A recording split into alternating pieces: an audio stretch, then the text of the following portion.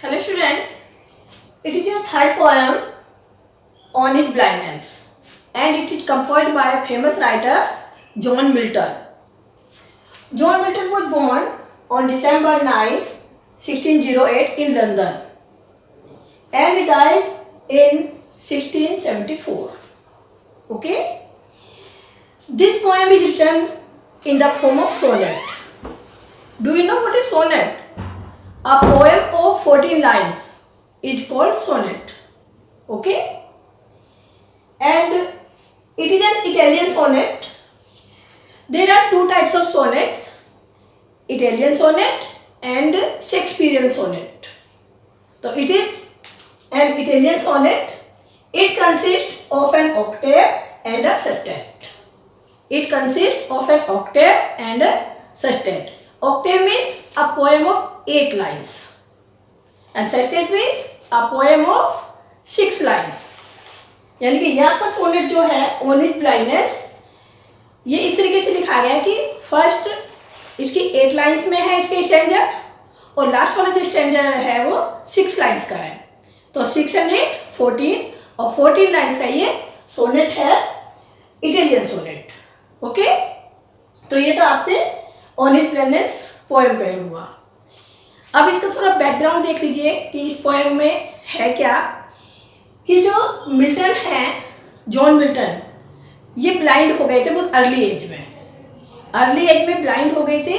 हालांकि इनके पास poetic talent बहुत था, बहुत इंटेलिजेंट थे, लेकिन अर्ली एज में ये ब्लाइंड हो गए थे. तो इसके पहले बैकग्राउंड देख लीजिए. इसमें Milton whose sight had been gradually leaving him.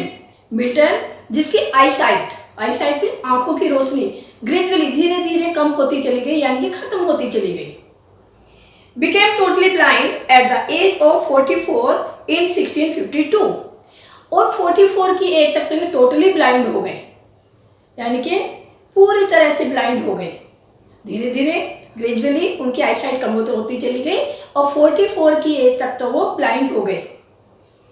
This sonnet was written about 3 years later in 1655. It means कि 1652 में तो ब्लाइंड हो गए और उसके आफ्टर 3 years, उसके 3 साल बाद यानी कि 1655 में ये सोनेट लिखा गया है. He lived for 22 years more. उसके बाद भी वो 22 years और जिए हैं. In this sonnet we see not only his grief at the loss of his eyesight.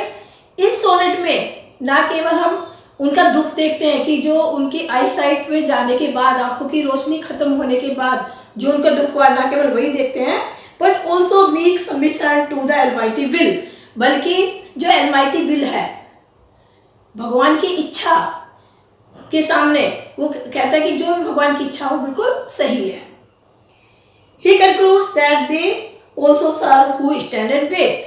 और लास्ट में जो मिल्टन है वो यही कंक्लूजन निकालते हैं कि जो भगवान की सेवा करने के लिए तैयार रहते हैं, यानी कि इंतजार में रहते हैं कि कब मुझे गॉड आज्ञा दे और मैं उनकी सेवा करूं, तैयार रहते हैं. भले ही उन्हें सेवा करने का मौका मिले या ना मिले, तैयार रहते हैं. तो वो भी भगवान की सच्ची सेवा करते हैं. इस तरीके से वो अपने को समझाते हैं. ठीक है. तो see first stanza of this poem. When I consider how my light is spent, here poet says that कि जब मैं सोचता हूँ, मिल्टन कह रहे हैं यहाँ पे कि जब मैं सोचता हूँ कि मेरी आंखों की रोशनी किस तरह से स्पेंड हो गई. स्पेंड का मतलब खर्च होना, खर्च से मतलब यहाँ पर खत्म होने से, कि मेरी आईसाइट जो है किस तरह से खत्म हो गई है, आंखों की रोशनी चली गई है. And half my days in this dark garden wide. तो क्या कह रहे हैं? एर means before. Half my days का मतलब मेरी लाइफ या मेरे जीवन के आधे दिन भी अभी बीते नहीं थे, कि मेरी आधी लाइफ भी अभी बीती नहीं थी. इन this dark world and wide. इस बड़े संसार में, इतने बड़े संसार में, इस अंधकार संसार में जहाँ अंधेरा ही अंधेरा. अंधेरा क्यों है? क्योंकि आंखों की रोशनी तो चली गई. कि मैं इतने बड़े संसार में बिल्कुल अंधकार हो गया मेरी लाइफ में, यानी कि आंखों की रोशनी चली गई. और कब? आधा जीवन भी मेरा बीत नहीं पाया था, उससे पहले ही.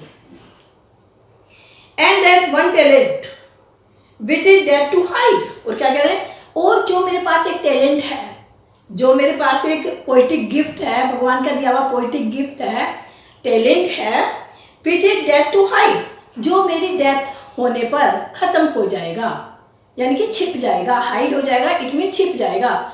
मान लीजिए अब वो सोच रहे हैं कि अब मैं वर्क तो कर नहीं पाऊंगा और मेरी डेथ हो जाएगी, तो जो मेरा पोइटिक टैलेंट है वो भी मेरी डेथ पर ही खत्म हो जाएगा, हाइड हो जाएगा। लॉज विद मी यूजलेस, और जो भगवान ने मुझे पोइटिक टैलेंट दिया था, गॉड ने, वो बेकार रहेगा, यानी कि यूजलेस रहेगा, वो किसी काम का नहीं है। क्यों? क्योंकि उनकी आईसाइट नहीं रही। अब लिखेगा कैसे? आदमी देख कर ही लिखता है ना, तो लिखेगा कैसे? तो यही कहते हैं कि मेरी जो पोइटिक टैलेंट था, जो मेरे अंदर प्रतिभा थी, वो बेकार रही। Though my soul more bent to serve therewith my maker, तो क्या कह रहे हैं, हालांकि मेरी सोल, सोल का मतलब मेरी आत्मा, मेरी आत्मा का झुकाव, बेंट, बेंट का मतलब झुकना, मेरी आत्मा का झुकाव अभी भी उसी तरफ है। किस तरफ? उस पोइटिक टैलेंट को यूज करने का। वो अभी भी चाहते हैं कि मैं पोइट्री लिखूं, जो भगवान ने मुझे टैलेंट दिया है, जो पोइटिक गिफ्ट दिया है, उसका मैं यूज करूं, उसको गॉड की सेवा में लगाऊं, और उसका मैं अभी भी पोइट्री लिखूं, पोएम लिखूं अभी भी। To serve therewith my maker, maker means यहाँ पे देखना एम कैपिटल से बना, मेकर, मेकर मीन्स गॉड, यानी कि मुझे बनाने वाला, मेरा मेकर जो है, यानी कि गॉड, जो गॉड है, मैं उसकी सेवा करूं। क्लियर? तो यह when I consider how my life is spent and how my days in this dark world and wide, and that one talent which is death to hide lodge with me useless, though my soul more bent to serve therewith my maker. Clear? कि वे कह रहे हैं कि मैं अभी भी चाहता हूं कि मैं अपने मेकर की सेवा करूं। इसमें एक तरीके से क्या कहते हैं, फर्स्ट स्टैंजा में जो है, जो पोएट है, वो एक तरीके से कंप्लेंट्स कर रहा है, क्योंकि उसे दुख हो रहा है, बहुत ग्रीफ है, उसको बहुत दुख है इस बात का कि मेरी आईसाइट चली गई। तो एक तरीके से भगवान से कंप्लेन कर रहा है कि तुमने मेरे साथ ये क्या किया, अब मैं जो तुमने मुझे गिफ्ट दिया था उसको मैं यूज कैसे करूँ, इस तरीके से फर्स्ट स्टैंजा में ये कंप्लेन कर रहा है। Okay students, I hope it is clear to you. Remaining part of this stanza, remaining part of this poem will be covered in our next video. Thank you very much.